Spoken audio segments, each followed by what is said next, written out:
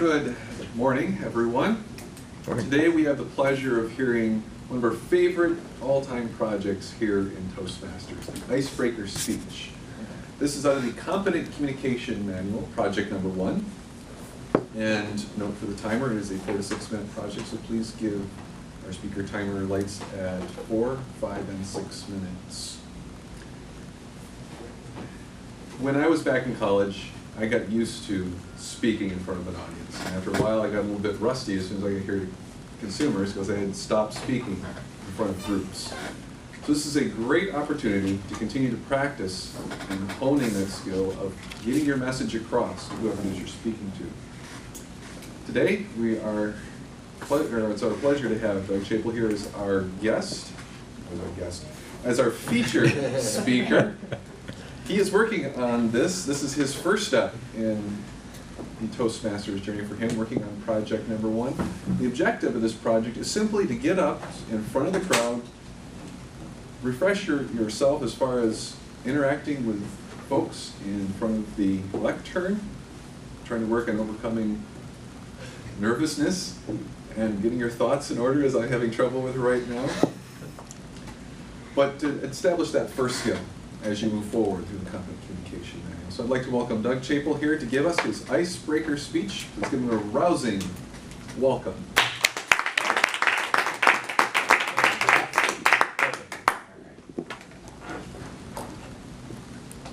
Thank you, Jeff. Good morning, everyone. Thank you for being here today. This is not the first time I've been up here speaking. I've done several table topics. I was Jeff's evaluator last week, and I've done a few other things, but this is the first time that I've been up here as the featured speaker, as Jeff said. I was trying to think about what I could talk about to introduce myself a little bit to the group, and my fiance suggested that I talk about how much I love looking at maps. And I said, that's a genius idea, Amanda, because I do like to do that a lot, recreationally.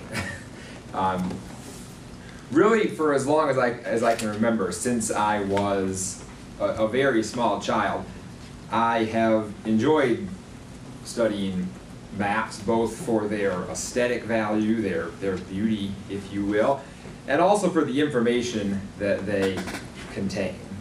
I think that this has helped me to develop very strong spatial relationship skills, knowing where things are and where they are in relationship to one another. More specifically, when you're looking at a map, knowing where the roads go and where they intersect with other points of interest. To illustrate how long this has been a part of my life, I'll tell you a story going back to, I'm not sure exactly when, but probably before I was in kindergarten. So this would have been in the early 1990s. I was with my mom, and we were on a trip coming back from Allegan in our old rusty Grand Am that, well, anyway, the car was very, very rusty. Anyway, we were driving back from Allegan, and somehow we got off the freeway. I don't know if we stopped for lunch or what we were doing, but we got off of I-94 in Battle Creek, and somehow my mom got lost, and she did not know how to get back to the freeway from wherever we were on some sort of side street. And me, sitting there, again, 3 or 4 years old, I looked at some of the street signs around us, and because I had looked at maps of Battle Creek and maps of Calhoun County before and had an understanding of where things were, I was able, again, I want to emphasize being 3 or 4 years old, was able, maybe 5, I don't know, was able to give my mom pretty good turn-by-turn directions back onto the freeway, and we still talk about it now over 20 years later at how how incredible this was. It's still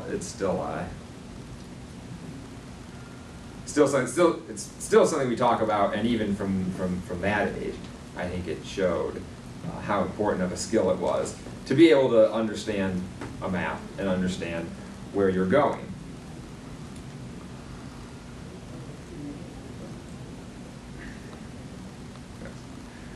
From there, I would flash forward to when I was a junior in college, and I was with some friends down at Cabela's in Dundee. Most people like going to Cabela's because they want to look at hunting stuff or fishing stuff or some sort of other outdoor sporting goods equipment. But on a wall there, the thing that caught my attention was a map of the state of Michigan from 1929.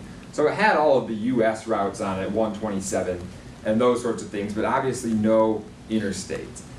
And that just caught my attention, and I thought, this is so cool, I want to get one of these for myself. So I went on eBay and I found lots of pre-interstate maps that were available and didn't cost very much money for Michigan, Indiana, Ohio, all sorts of states around here.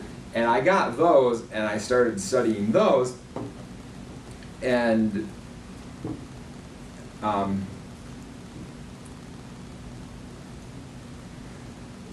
okay, excuse me.